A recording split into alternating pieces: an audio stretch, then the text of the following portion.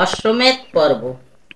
নারায়ণং নমস্কৃত্যং নরশ্চৈব নরোত্তমং দেবীং সরস্বতীং ব্যাসং ততো জয়মুদীরয়েৎ। যুধিষ্ঠিরের উদ্বেগ ও ব্যাসদেবের উপদেশ প্রদান। জিজ্ঞাসেন জন্মেঞ্জয় কহ তপোধন, কি কি কর্ম করিলে পিতামহগণ। মুনি বলে শোনো তবে শ্রী জন্মেঞ্জয়, রাজ্যের রাজা হইলেন ধর্মের তনয়। কিন্তু পরদে রাজা রাজ্য লয়ে যুধিষ্ঠির, প্রজা পালন করে ধার্মিক শরীর। রামেরও পালনে যেন অযোধ্যার প্রজা, সেই মতো প্রজার পালক মহাতেজা। নিধন নাহি কেহ বলে প্রজাগণ, ধর্মবন্ত রাজা বটে বলে সর্বজন।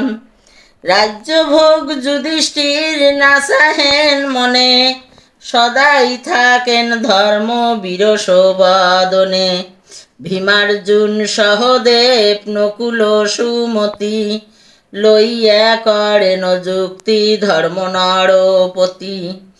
শোনো ভাইগণ সবে আমারও বচন, স্থির নহে চিত মম কিসেরও কারণ।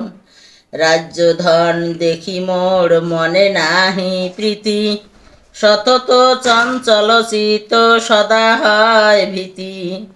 কি বুদ্ধি করিব আমি জিজ্ঞাসিব কায়, সর্বদা বেকুল মন না দেখি উপায়।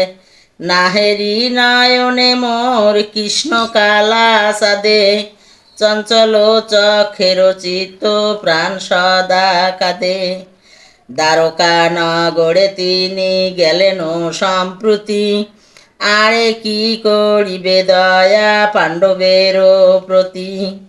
অতএব উঠেছিতে অনেক জঞ্জাল, সর্বশূন্য দেখি আমি নাহেরি গোপাল।